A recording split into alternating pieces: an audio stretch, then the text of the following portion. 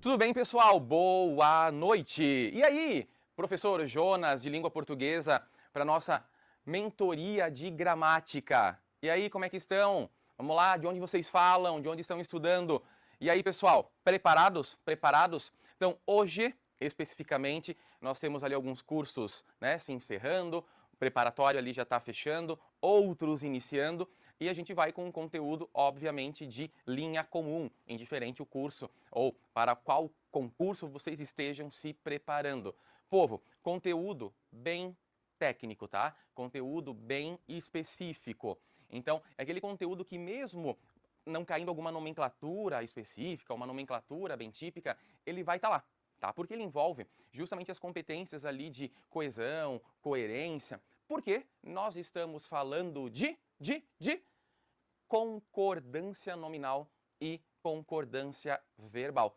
Então percebam que nós vamos ter vários conteúdos associados aqui dentro de uma concordância. Por exemplo, quando a gente vê concordância verbal, e veremos hoje, a gente lembra de alguns critérios que a gente estuda lá na aula de análise sintática, quando a gente está falando de sujeito inexistente, por exemplo. Então, a gente fala lá da utilização do mesmo na concordância nominal, que é utilizado de forma equivocada quando a gente vê uma aula de pronomes. Então percebam que o que mais acontece? Muito comum que a gente tenha orações prontas, né, mais longas, utilizando alguns elementos que envolvam a concordância, tanto nominal quanto verbal. Já vou desenrolar, explicar melhor para que caminho a gente vai, ok? E ao mesmo tempo poderia ter questões ali cobrando alguma palavra, algum item específico para essa concordância.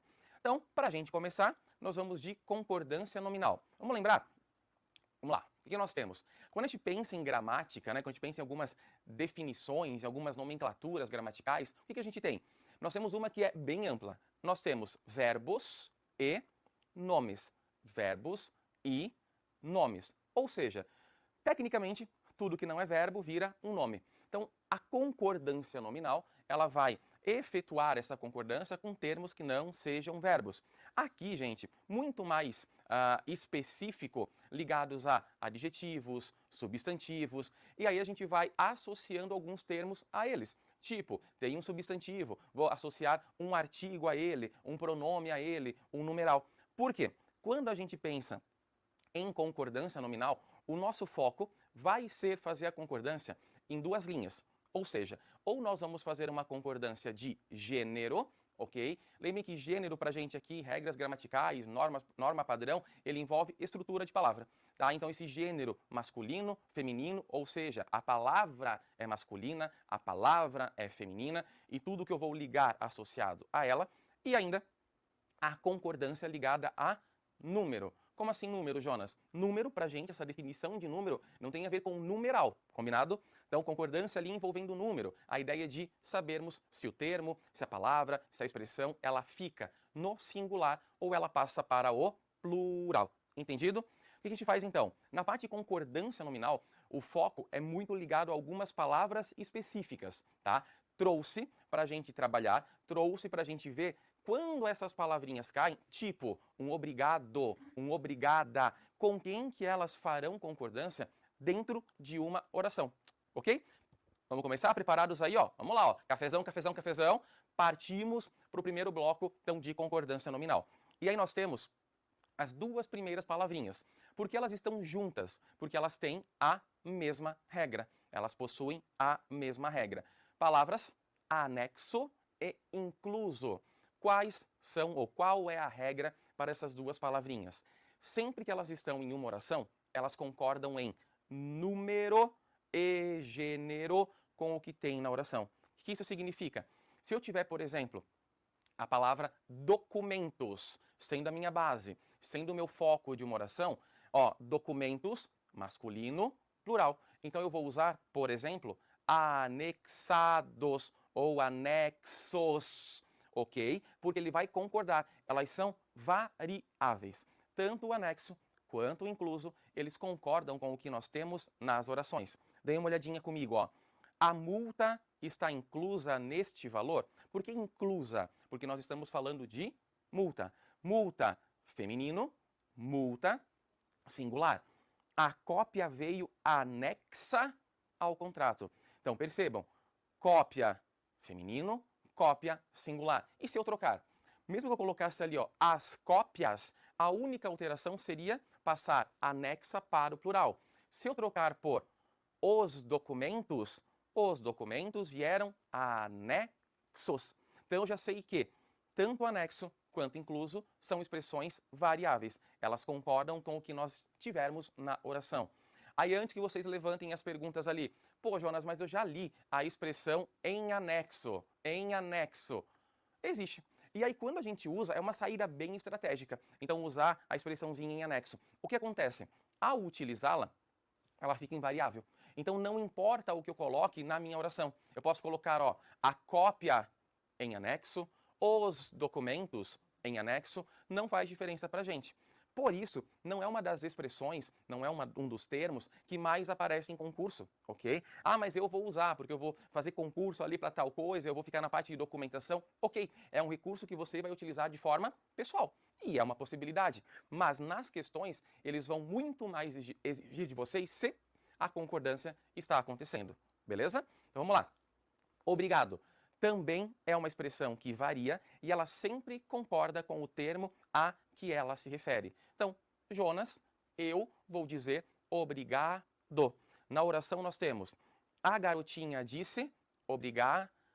Ela vai concordar com o gênero da palavra, com a estrutura que a gente tem. Beleza? Próxima. E detalhe, tá? Que a gente ouve muito. A concordância é sempre pautada no locutor, no emissor. Por exemplo, vou aqui agradecer a Elis pela belíssima companhia nesta noite, minha diretora aqui, então, de imagem, porque eu fico sempre bonito, tá, gente? Aí o que acontece? Pô, eu não vou agradecê-la dizendo obrigada, certo? Sou eu agradecendo, eu sou o emissor, então a concordância acontece comigo, ok? E não com o interlocutor, que é o que geralmente a gente ouve. Próxima palavrinha, kit, kit.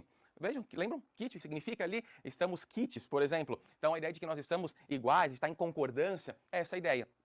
A palavrinha kit sempre concorda com o que estiver na oração. Ó, estou kit com ela. Por que kit? Porque estou está no singular. Estamos kits com elas. Por que kites? Porque nós temos no plural. Então nós temos estamos, fechado, sempre vai concordar com o que nós temos na oração. Vamos para outra. Temos aqui, ó, duas expressõezinhas, mesmo e próprio. Mesmo e próprio. Senhores, o mesmo e o próprio, eles só serão utilizados como pronomes de reforço, ou alguns materiais ainda vão chamá-los de pronomes adjetivos, ok? Porque, ó, olhem as coisas que a gente ouve ler de forma bem equivocada. Por exemplo, eu vou ter aqui, ó, o menino estava caminhando pelo parque, beleza? Aí eu quero retomar o menino. O que eu faço? O mesmo caiu.